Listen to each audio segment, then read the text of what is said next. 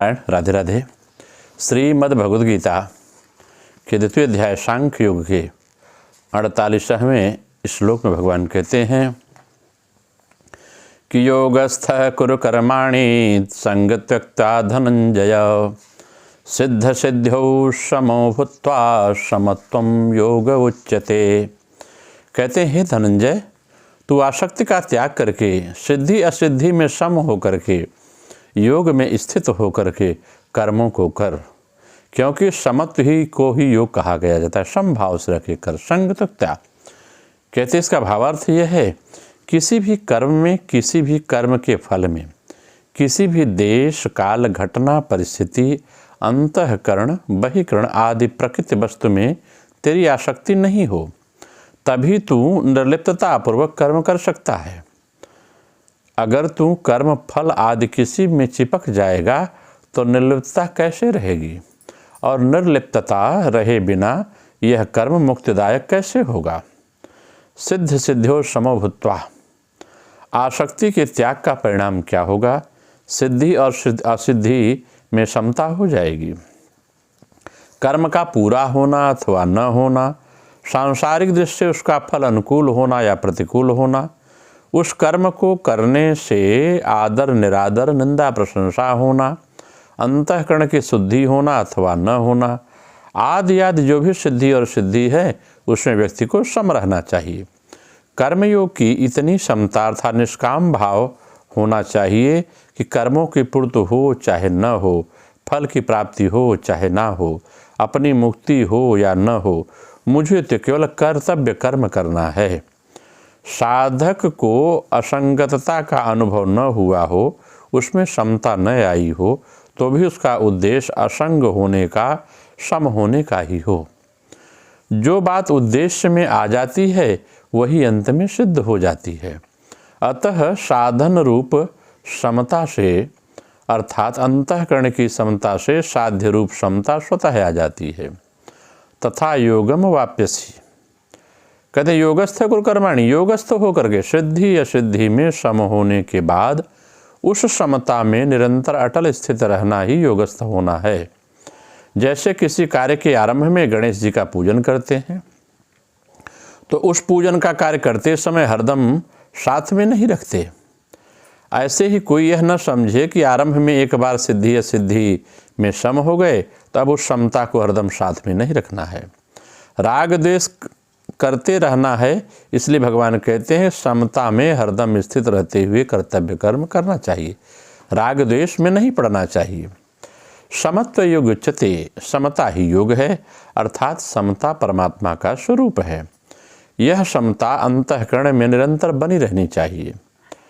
कहते हैं जिसका मन समता में स्थित हो गया है उन लोगों के जीवित अवस्था में ही संसार को जीत लिया है, क्योंकि ब्रह्म निर्दोष और सम है, अतः उसकी स्थिति ब्रह्म की ही हो जाती है।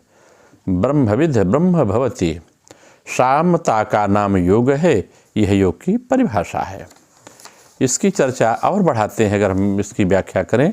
कहते हैं दुखों के संयोग का जिसमें वियोग होए उसका नाम योग है। ये दोनों परिभाषा वास्तव में एक ही हैं। जैसे दाद की बीमारी में खुजली का सुख होता है और जलन का दुख होता है, पर ये दोनों ही बीमारी होने से दुख रूप हैं। ऐसे ही संसार के संबंध से होने वाला सुख और दुख दोनों ही वास्तव में दुख रूप हैं। ऐसे संसार से संबंध विच्छेद का नाम ही दुख संयोग वियोग है।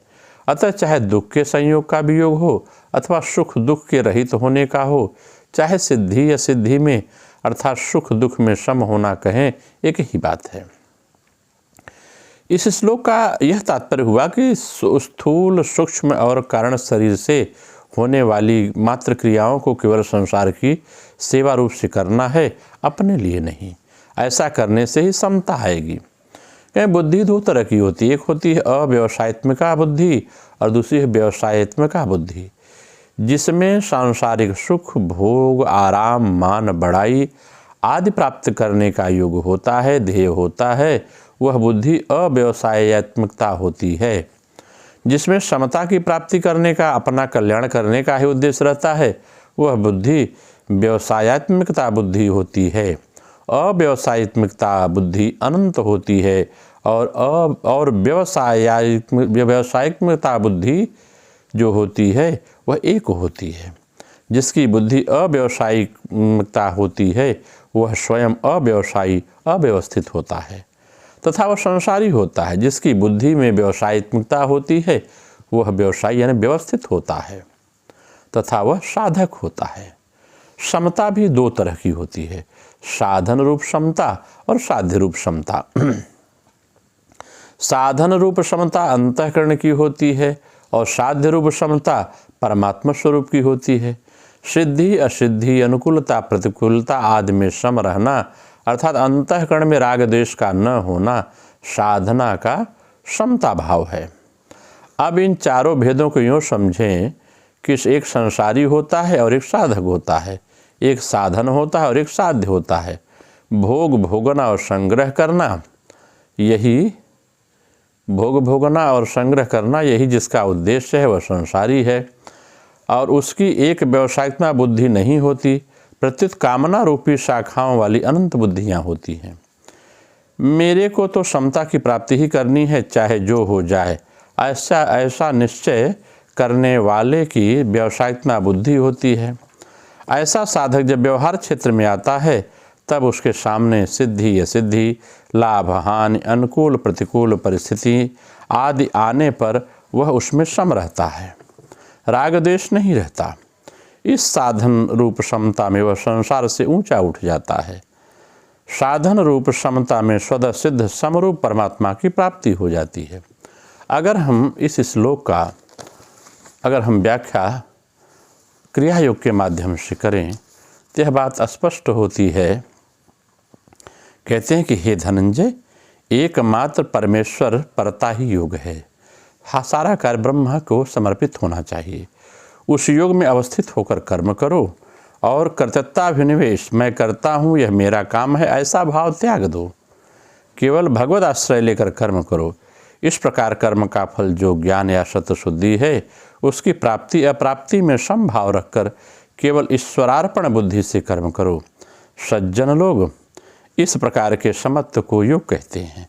इस प्रकार समत्व ही चित्त का समाधान कहलाता है। हर्ष विषाद इन दोनों अवस्थाओं का अभाव ही योग है। कहते हैं इसकी आध्यात्मिक व्याख्या को और स्पष्ट करें तो कहते हैं चित्त की विक्षेपहीनता अर्थात चित्त की निवृत्ति ही चित्त शुद्धि है। जब तक चित्त में विक्षिप्त भाव दूर न होंगे सत्य के ज्ञान का उदय नहीं होगा। जो लोग साधना करते हैं और लाभालाभ की ओर लक्ष्य रहते हैं उनकी साधना की परावस्था या योग सहज प्राप्त नहीं होता। मन में मस्ती ही नहीं आती। जिनकी संसार में खूब आसक्ति है वे यह सोचे बिना नहीं रह सकते कि कर्म का क्या फल है। इस फलाशक्ति के रहते स्थिरता नहीं आ सकती। तथापि कर्म तो करना ही पड़ेगा, कर्म किए बिना कोई चारा नहीं है। परंतु कर्म करने पर कर्म फल से बच जाना पड़ेगा, इसकी पूरी आशंका है। इसलिए कहते हैं कि ब्रह्म में मन लगाकर कर्म करो। जो भी कर्म करें परमात्मा को निवेदित करते हुए करें, क्योंकि इस प्रकार के कर्म से फिर बंधन नहीं होता है। अब यदि ब्रह्म में मन को लगाना है तो प्राण को स्थिर करना पड़ेगा। प्राण की स्थिरता के द्वारा ईश्वर प्राणिधान का रूप योग की सिद्धि होती है। तब जितना ही कर्म करो उसमें मन आसक्त न होगा।